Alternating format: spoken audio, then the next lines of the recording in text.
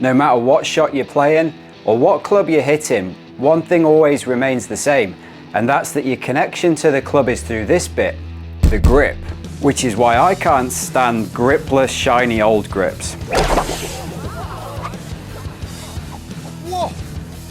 The club went further than the ball.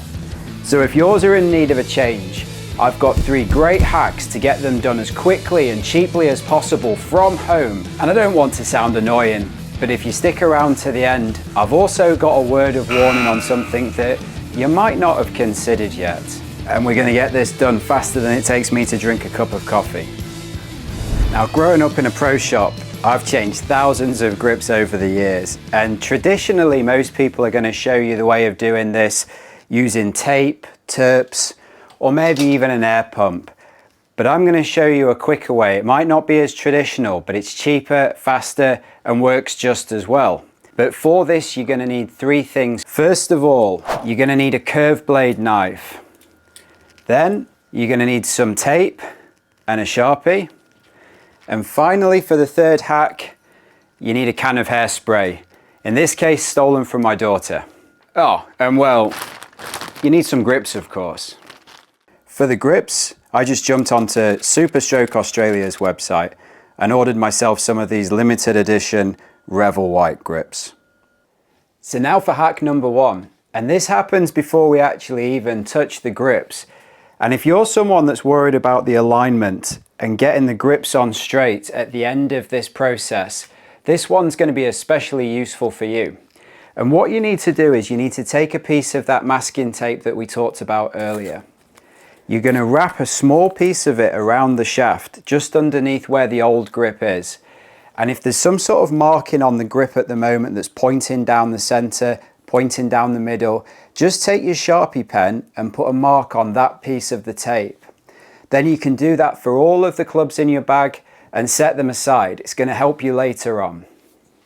So after you've marked up all of the grips with the tapes, if that's the way you want to go, next you're going to want to grab your knife with the curved blade on it.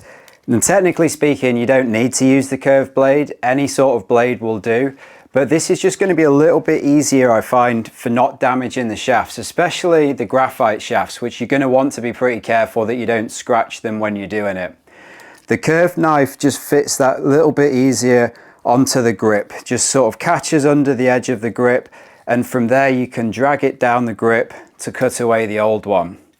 If it's easier for you, you might find as well that just rolling up the bottom of the grip can also help make it a little bit easier to catch the knife on it. But like I said, just be careful, especially on the graphite ones. The steel shaft's not too much, but the graphite ones, you want to try and avoid scratching those shafts.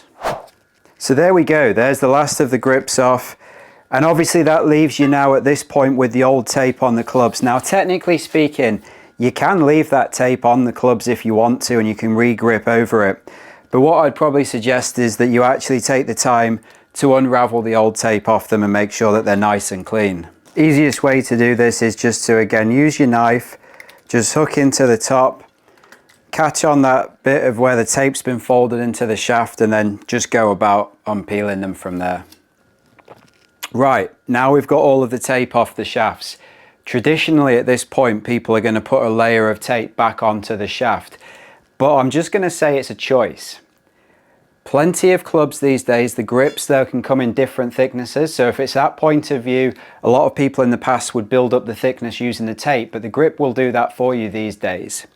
It does obviously provide some extra adhesion, but all I'll say is at this point it's your choice, because I've played plenty of clubs that didn't have tape on them before and I never felt like the grip was slipping. So in the quickest, cheapest approach, it is a choice, and it will obviously save you something in not putting tape on them.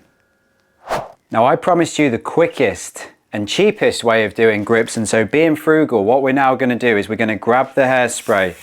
We're going to give the top end of the shaft a spray with the hairspray. You're probably going to want a towel at this point. We can put a T into the top end of our grip. There's a small hole, so we just want to put that in place there. And then we're going to spray some of the hairspray again into the grip.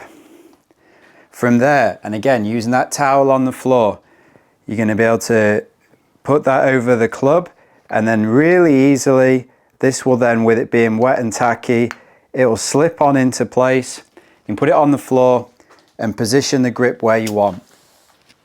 Now, once the grip's in place, this is where hack number 1 comes in. So traditionally speaking, you'd line the club up, making it square, and you'd adjust the grip until you're comfortable with it. And it doesn't dry straight away, so you get a little bit of time to make those adjustments.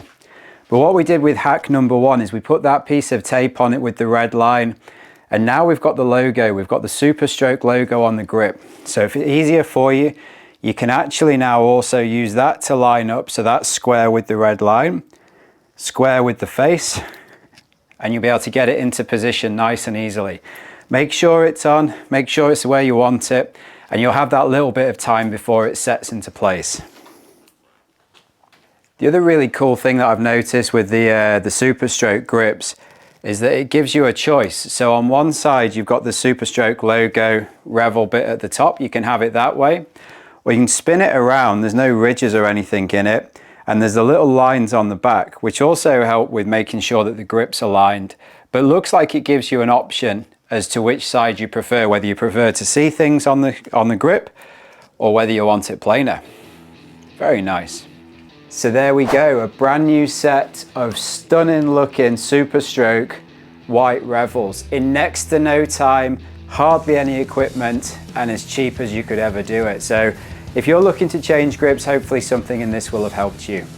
I did say at the start, if you watch to the end, I'd give you a little bit of a warning, and it's a fairly simple one, and it depends where you're at with your golf, but different grips have different weights. The Tour Velvets were 49.5 grams a grip.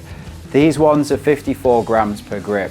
The different weight can have an impact on how a club performs. So it's something just to keep in mind, again, depending on where you're at with your golf and what you're looking to do. But I'm gonna let these ones dry. Can't wait to get them out on the course. They look awesome.